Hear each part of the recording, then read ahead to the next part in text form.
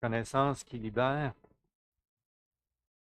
En révisant le premier cours d'éthique, je me suis dit qu'il faut absolument que je revienne là-dessus. C'est tellement une notion qui est importante. Et ma prière, c'est qu'on ait vraiment tous une révélation de son amour, de sa grâce. Quand on vient de se convertir à Jésus-Christ, tout est nouveau. C'est tout un monde nouveau qui vient de s'ouvrir à nous. On est tout excités d'apprendre plein de nouvelles choses. On dévore la Bible. On a hâte aux enseignements. Dès qu'une réunion est terminée, on a hâte à la suivante. On participe à des conférences. On a faim puis on a soif. Puis vient un temps où on a fait le tour. On a lu 2, 3 fois la Bible. On a entendu plein d'enseignements sur presque tous les sujets. Puis comme ça tourne souvent autour des mêmes sujets, à un moment donné, on a fait le tour et on arrive à penser qu'on sait déjà. Puis comme la vie nous occupe, on s'occupe de plein de choses, puis notre intérêt va en diminuant. En plus de ça, souvent on accumule des péchés sans les confesser ou on ne persévère pas à les confesser, puis on se refroidit spirituellement. On peut facilement devenir, dans cette phase-là, on peut facilement devenir un chrétien blasé, démotivé, qui pense qu'il sait déjà qu'il n'y a plus grand-chose à apprendre de nouveau. Un petit peu comme dans un couple. Au début, c'est la lune de miel, tout nouveau, tout beau. Puis après la première année de mariage, on s'aperçoit que, même avant la première année, que notre conjoint a des défauts. Puis là, après, si on met le focus rien que ses défauts, là, on vit une période d'épreuve, une période qui est un peu plus difficile. Si on prend pas si on ne fait pas attention de régler les choses au fur et à mesure et de prendre soin du cœur de l'un et de l'autre pour entretenir notre amour, les cœurs vont s'éloigner l'un de l'autre. Si on prend soin d'entretenir notre relation au niveau du cœur, notre amour va aller en grandissant. Avec le Seigneur, c'est sensiblement pareil. On va voir ce matin qu'il y a 2 types de connaissances. Il y en a une selon la chair, il y en a une autre selon l'esprit. Et la connaissance qui libère, c'est celle selon l'esprit. On doit porter une attention particulière dans laquelle nous sommes. Premièrement, on va parler de l'origine du problème. Il faut remonter à l'origine pour comprendre ce qui se passe. À la création, nos premiers ancêtres, Adam et Ève, vivaient à la lumière de tout ce que Dieu leur disait. Il n'y avait pas de connaissance indépendante de ce que Dieu leur révélait. Alors, une des choses que Dieu leur avait dites, c'est qu'ils pouvaient manger de tous les arbres, de tous les fruits du jardin, sauf du fruit de l'arbre de la connaissance du bien et du mal. Il leur a dit, le jour où tu en mangeras, tu mourras. Satan est venu, il a tenté Ève, et Satan il a mis en doute la parole de Dieu et les intentions de Dieu, leur a fait soupçonner le mal. En disant ceci, vous ne mourrez pas du tout, mais Dieu sait que le jour où vous en mangerez, vos yeux s'ouvriront. Vous serez comme des dieux qui connaissent le bien et le mal. On doit réaliser que la mort, c'est-à-dire la séparation d'avec Dieu, est entrée par la connaissance. Je répète, la séparation d'avec Dieu, le péché, est entré par la connaissance. Une connaissance indépendante de Dieu. Une connaissance qui déforme ce que Dieu a dit. Alors Satan lui fait croire que Dieu les trompait, leur cachait quelque chose de bon.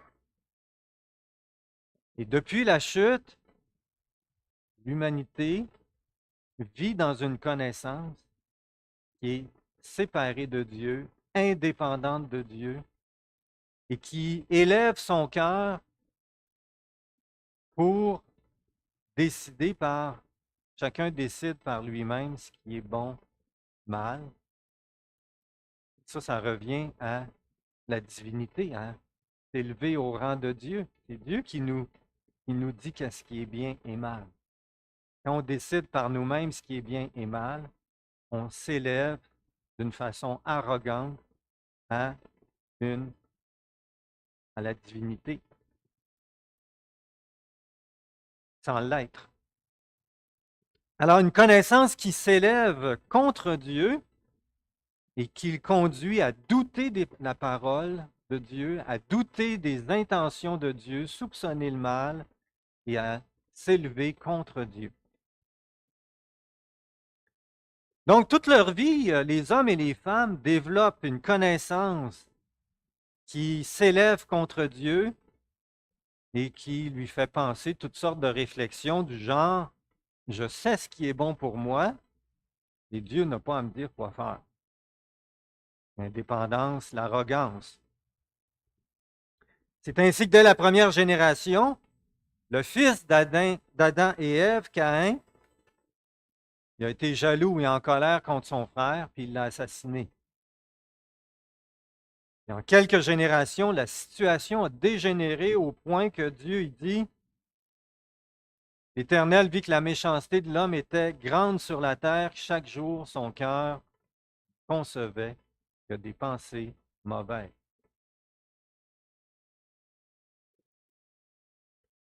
Ils venaient d'où de ces pensées-là? De leur propre cœur, séparés de Dieu. Voilà où a conduit la connaissance du bien et du mal. Hein, la parole de Dieu dit que l'homme déclare bien ce que Dieu déclare mal et déclare mal ce que Dieu déclare bien. Imaginez, à cette époque, seul Noé et sa famille ont été trouvés justes et intègres aux yeux de Dieu. C'est quand même particulier, là. Alors, comme chrétien, on doit être conscient que nous sommes héritiers de cette culture. On est héritier de la chute et que le péché fait qu'on acquiert des connaissances qui s'élèvent contre Dieu, les uns contre les autres, à mépriser Dieu et à mépriser les autres. On appelle la connaissance dans la chair. Le problème de l'humanité, c'est que son péché le sépare de Dieu et qu'il a sa propre connaissance indépendante de celle de Dieu. Après la chute, l'homme séparé de Dieu cherche par sa connaissance à s'élever et à être son propre Dieu. Il vit de son propre jugement, de sa propre opinion, plutôt que de ce que Dieu dit des choses et révèle. Il se fait libre penseur, il se construit des tours de raisonnement qui s'élèvent contre la connaissance de Dieu. Par exemple, quand j'étais catholique pratiquant, je pensais que pratiquer ma religion puis à être une bonne personne, que je mériterais d'entrer au ciel. Quand j'ai rencontré des chrétiens évangéliques, il y en a un qui m'a expliqué l'Évangile. Il m'a expliqué que je ne pouvais pas effacer mes péchés. Il a même pris une gomme à effacer pour me l'illustrer. Puis que seul Jésus avait payé en mourant sur la croix pour mes péchés, que seul lui pouvait les effacer et qu'il m'offrait la vie éternelle gratuitement. Je pouvais la recevoir par la foi. J'ai tout compris que ce qu'il m'a expliqué, mais ça ne m'a pas rentré dans la tête. Pourquoi? Parce que j'étais convaincu que je me disais, c'est bien trop simple, c'est trop facile. Voyons, c'est donné gratuitement. Il faut que je fasse quelque chose. Il faut que quelque part je le mérite. Et je ne l'ai pas cru, ça ne m'a pas rentré dans la tête. Ça a pris plusieurs mois en lisant la parole de Dieu pour que Dieu renverse ce faux raisonnement-là et me fasse réaliser que oui, je suis pécheur. Je ne mérite pas d'aller au ciel, je mérite d'aller en enfer. C'est là que j'avais besoin d'un sauveur. Tant que je n'ai pas cru ça, je savais que Jésus était mort pour moi, il était le sauveur. Il n'était pas encore mon sauveur. Là, une connaissance indépendante qui s'élève contre Dieu.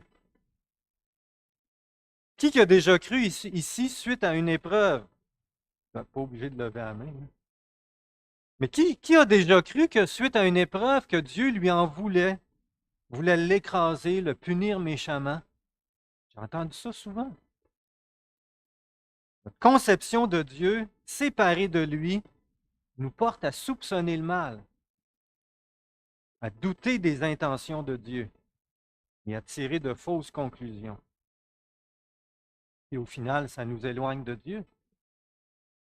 Séparé de Dieu, une connaissance qui s'élève contre Dieu nous fait le mépriser et mépriser sa vérité.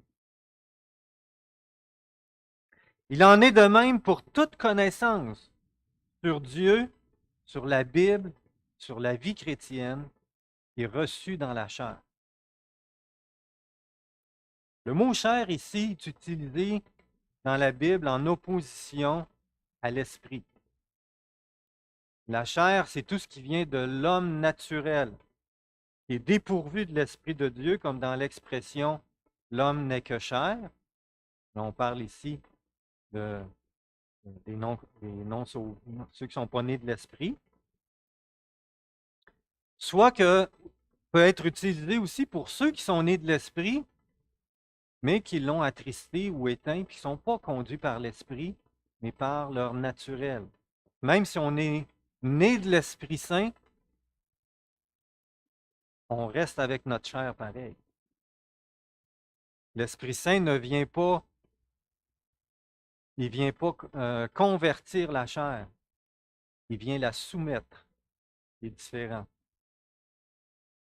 Alors, comme on lit, comme par exemple dans l'expression, hein, n'êtes-vous pas charnel, où Paul s'adresse à des chrétiens. C'est ainsi que Dieu décrit la sagesse, la pensée humaine, comme une folie. Dans Corinthiens 1,20, on dit, Dieu n'a-t-il pas frappé de folie la sagesse du monde? Donc, toute cette connaissance qui s'élève contre Dieu est décrite comme Dieu l'a décrit comme une folie. Dieu qualifie cette sagesse humaine de folie. Il confronte la gloire humaine par la prédication de la croix. Dieu a choisi ce que le monde considère comme une folie pour confondre les sages. Il parle ici de la prédication de la croix. Et il a choisi ce qui est faible pour couvrir la honte des puissants. Dieu a porté son choix sur ce qui n'a aucune noblesse et que le monde méprise, sur ce qui est considéré comme insignifiant pour réduire à néant ce que le monde estime important. Tout ce que les êtres humains, dans leur sagesse naturelle, font pour s'élever, eh bien Dieu le rabaisse, afin que lui seul soit glorifié. C'est par leur sagesse que les chefs de la nation juive ont livré Jésus pour le faire crucifier. Quand Pierre et Jean ont comparu devant le grand conseil juif, ils les ont traités avec mépris en disant qu'ils étaient des gens du peuple sans instruction. Autrement dit, nous, on est instruits. Nous, on sait. Les autres ne connaissent rien. sont traités avec mépris. On va aller dans notre passage principal, dans 1 Corinthiens 8, versets 1 à 3. 1 Corinthiens 8, 1.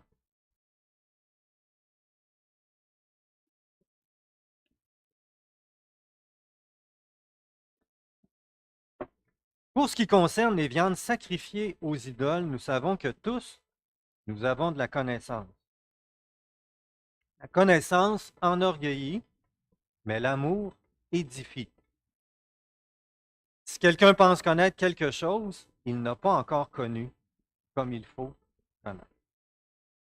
Si quelqu'un aime Dieu, celui-là est connu de lui. Arrêtons-nous un instant ce que Paul décrit de la connaissance pour un chrétien, une connaissance qui est acquise dans la chair. La connaissance enorgueillit. Je vous l'ai mis en jaune. La connaissance enorgueillit, et si quelqu'un pense connaître quelque chose, il n'a pas encore connu comme il faut connaître. Connaissance enorgueillit. Comment est-ce que manifeste la connaissance dans la chair? Je le sais, j'ai compris, il n'y a plus rien à apprendre, non. Puis, ça conduit à un sentiment de supériorité par rapport à ceux qui ne le savent pas, ne connaissent pas. Ça produit de la familiarité.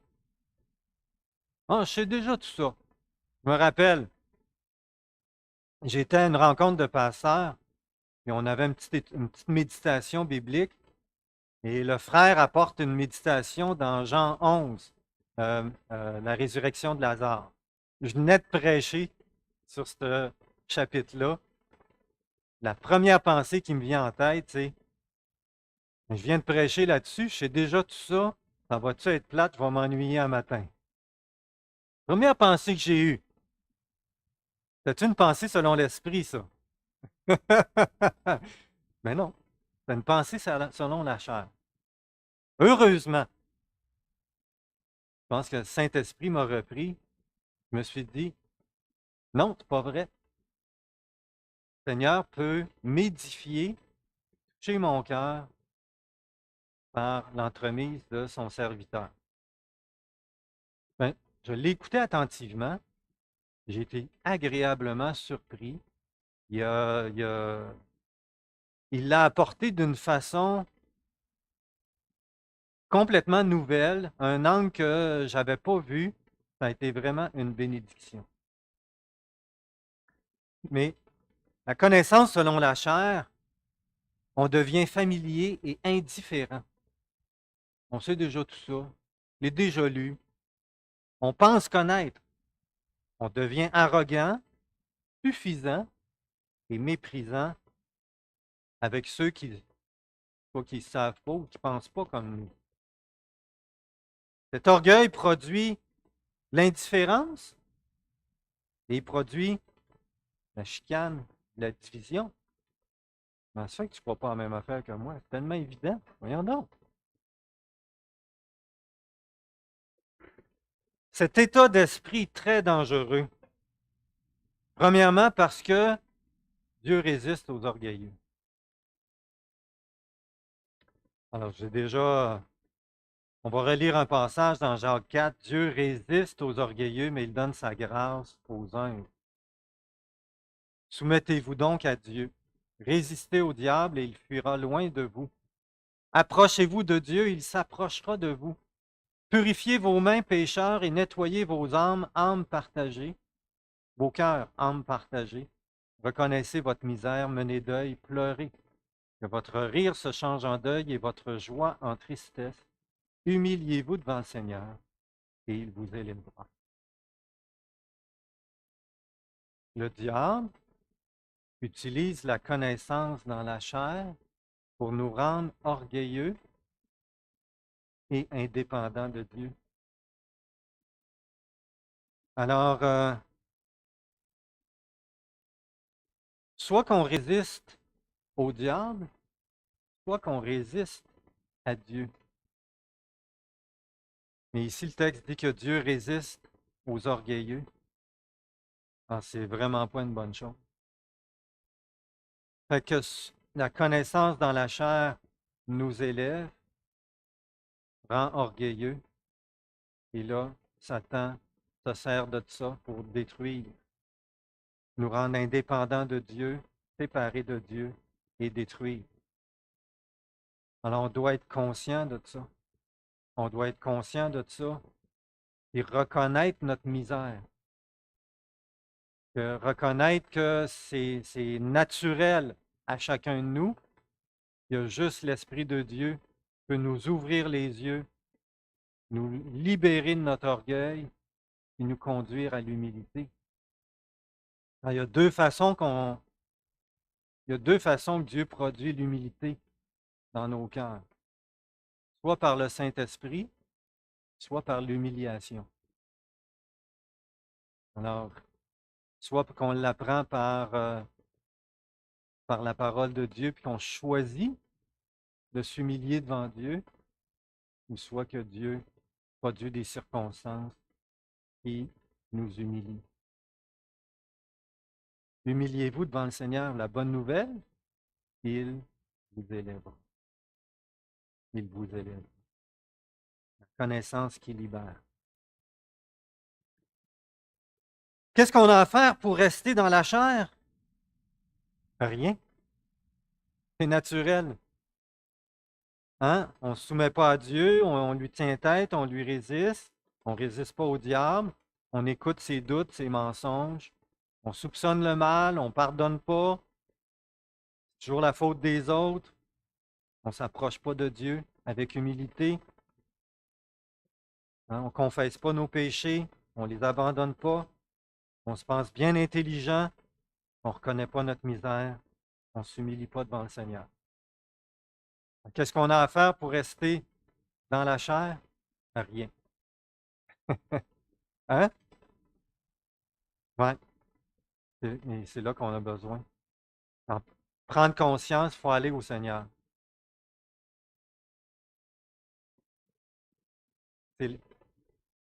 C'est lui qui va le faire en nous. Merci, Pierre. Amen. Alors, est-ce que tu te reconnais?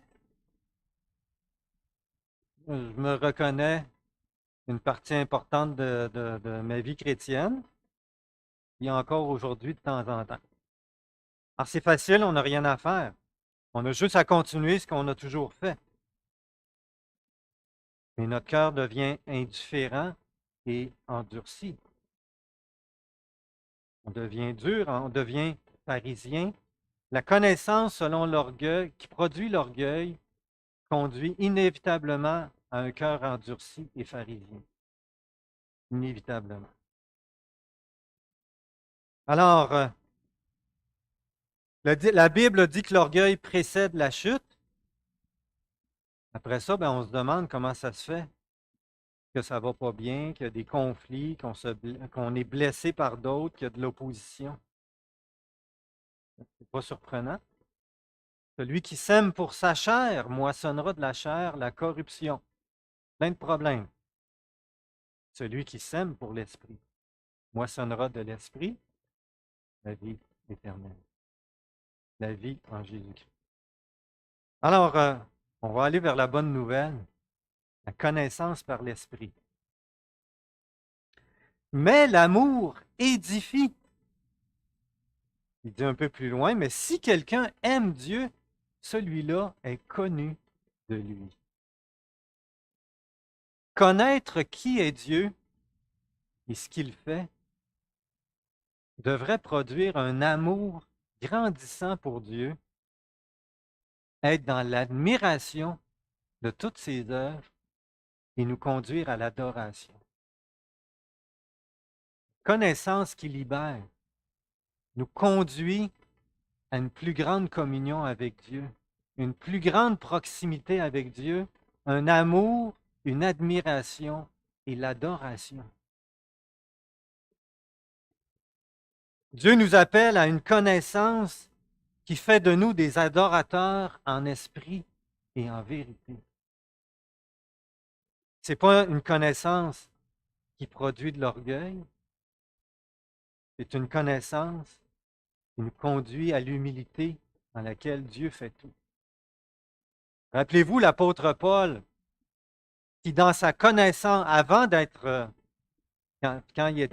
chrétien, puis qui s'appelait Saul, il persécutait les chrétiens, dans sa connaissance de Dieu suprême qu'il avait de Dieu, il a persécuté puis il a participé à la mort de chrétiens. C'est pas pour rien que Paul il dit je suis le moindre de tous les apôtres. J'ai persécuté l'Église. Et Paul va dire quand il décrit qu'est-ce qu'il fait, il va dire non pas moi qui le fais, mais l'Esprit de Dieu qui est en moi. Il va donner la gloire, toute la gloire à Dieu. Il va même jusqu'à dire c'est quand je suis faible que je suis fort. Comment est-ce qu'il peut dire ça? Parce que l'Esprit Saint a produit l'humilité dans son cœur. Ce n'est pas de savoir des choses qui produit l'amour. C'est une révélation de qui est Dieu. Une révélation de ses paroles qui transforment nos cœurs. En Psaume 119 dit, la révélation de tes paroles est claire, elle donne de l'intelligence aux simples. Ce n'est pas juste de savoir, d'avoir une connaissance, mais c'est une connaissance qui nous amène à une révélation de qui est Dieu, qu'on tombe en amour. C'est comme un jeune homme qui veut rencontrer une jeune fille, puis là, il entend parler par ses amis d'une jeune fille qui a hâte de la rencontrer. Mais là, il apprend des choses sur elle, ses amis lui en parlent. Mais il ne l'a pas rencontrée encore, il ne la connaît pas. Puis quand il la rencontre, bien là, il s'aperçoit que tout ce qu'on lui a dit, c'était vrai. Là, il est émerveillé par sa personne, puis il produit l'amour. Et l'amour fait qu'il veut passer le plus de temps possible avec. Job avait des connaissances sur Dieu. Mais après son épreuve et que Dieu s'est révélé à lui, il dit ceci. Oui, j'ai fait part sans les comprendre de merveilles qui me dépassent et que je ne connaissais pas. Prendre l'humilité pour dire ça. Hein, j'ai parlé, j'ai dit plein de choses sans les comprendre, de merveilles qui me dépassent et que je ne connaissais pas. La conclusion de Job. Mon oreille avait entendu parler de toi, mais maintenant, mon œil a vu la différence. Une révélation qui produit l'amour et l'adoration. C'est à ça que Dieu nous appelle. On découvre jusqu'à quel point Dieu nous aime et son amour nous porte à lui faire confiance. Il prend soin de nous, il veille sur nous, conduit toutes choses à un bon dessein pour nous. Et lui faire confiance nous conduit à édifier, à nous édifier les uns les autres, à le connaître de plus en plus. Plus on s'approche de Dieu par la foi, plus il se révèle et se dévoile à nous, plus nous l'aimons, plus nous l'adorons.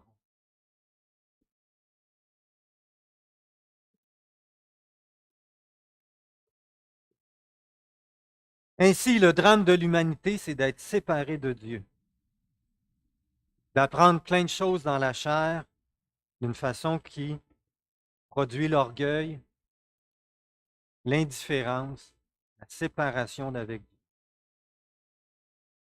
Un chrétien dans sa chair vit dans son orgueil et veut devenir meilleur. Vouloir devenir meilleur est charnel, parce que c'est encore la réalisation de soi. Être chrétien, c'est pas de trouver une façon de devenir meilleur. C'est de trouver une révélation qui transforme nos cœurs. Celui qui pense tout savoir, ben, il n'est pas enseignable, puis il ne se soumet pas à Dieu.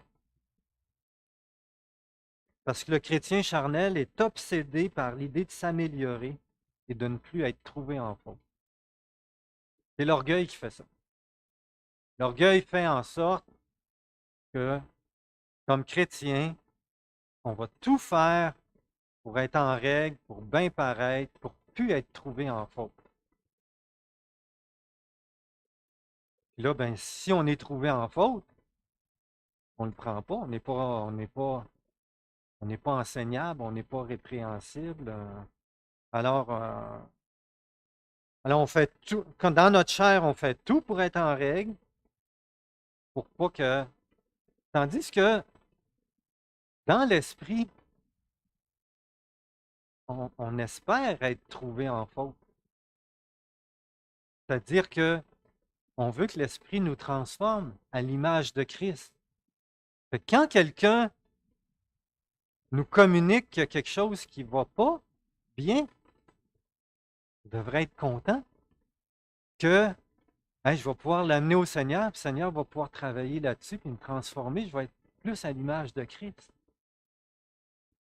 Fait que l'orgueil fait qu'on refuse d'être trouvé en faute, et l'humilité fait que on soupire après ça. Quel contraste. Alors, on fait tout pour être en règle, puis on se dit, ben c'est quoi que Dieu. C'est quoi que Dieu veut que je fasse de plus? J'en ai pas encore assez fait. Ben non, on n'en fera jamais assez. On n'en fera jamais assez. La chair est une folie pour Dieu, parce que seul l'Esprit produit l'amour de Jésus-Christ, sa grâce, son pardon, la réconciliation, la restauration. Notre Dieu est un Dieu qui produit, qui nous conduit dans la grâce, à la réconciliation et à la restauration, pas à la division, pas à la, pas à exercer des jugements rejetés. Par exemple, l'apôtre Pierre, dans sa chair arrogante, il a déclaré à Jésus, je te suivrai partout, je suis prêt à mourir pour toi. Est-ce qu'il aimait le Seigneur par-dessus tout? Il l'a dit, en tout cas. Il le voulait. Mais l'esprit est bien disposé, la chair est faible. Hein? Pierre, il a renié 3 fois de connaître Jésus. Il a même juré un reniement total.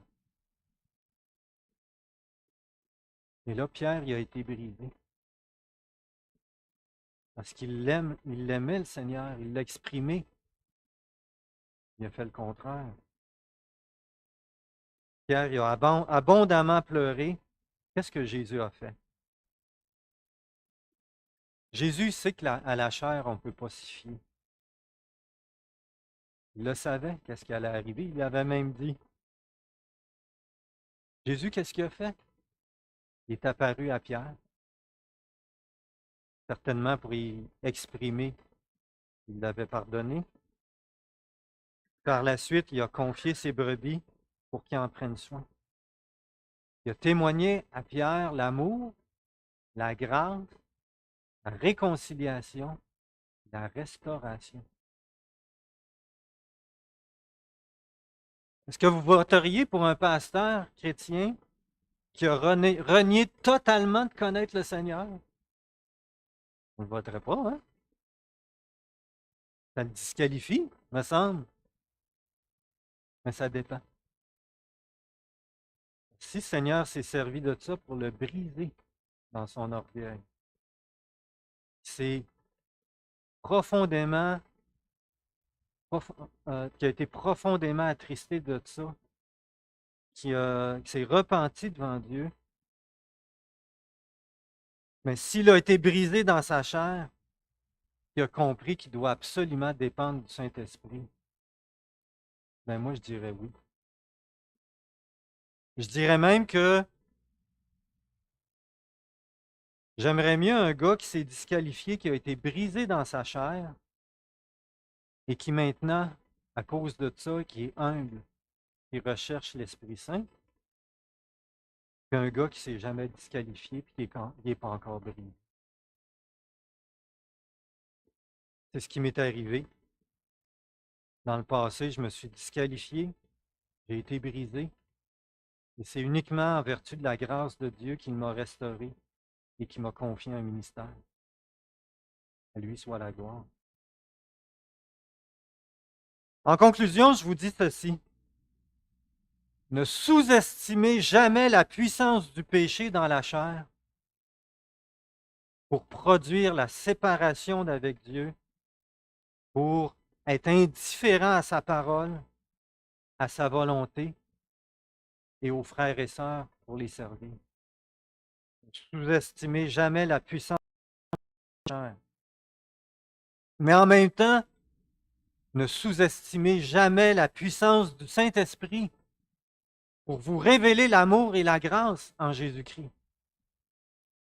Ne sous-estimez jamais la puissance de la parole de Dieu pour abattre les tours de raisonnement qui s'élèvent contre Dieu dans notre arrogance. Ne sous-estimez jamais la puissance du Saint-Esprit pour nous aider à pardonner, nous remplir de l'amour de Dieu et de la grâce en Jésus-Christ et nous révéler sa parole pour qu'on l'aime et qu'on l'adore encore.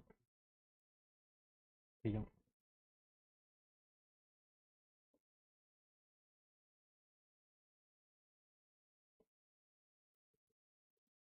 Père bien-aimé, combien est-ce qu'on a besoin de toi, que dans notre chair, on est misérable. Seigneur, on se rappelle ou on réalise ce matin que toute connaissance, même de la Bible à ton sujet, dans notre chair peut élever notre orgueil et faire produire quelque chose qui est vraiment pas bon.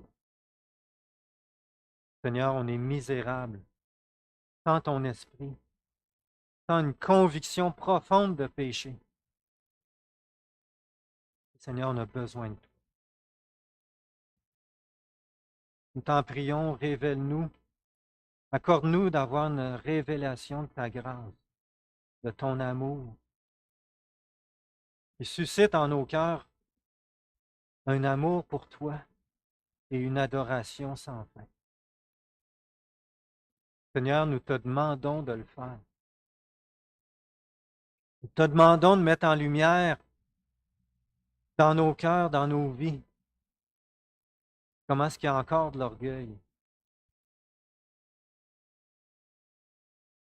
te demandons l'humilité, Seigneur, d'être ouvert à reconnaître, d'être disposé à reconnaître là où est-ce qu'on s'élève, où est-ce qu'il y a des traces d'orgueil. Te demandons de nous accorder la repentance, la foi de venir à toi, afin de trouver grâce, et la force qu'on a besoin de marcher dans l'amour, un amour, l'amour que tu es digne qu'on ait envers toi, et l'amour auquel tu nous appelles à avoir les uns envers les autres. Seigneur, nous t'en prions, fais-le dans chacune de nos vies, dans ton Église. Nous t'en remercions.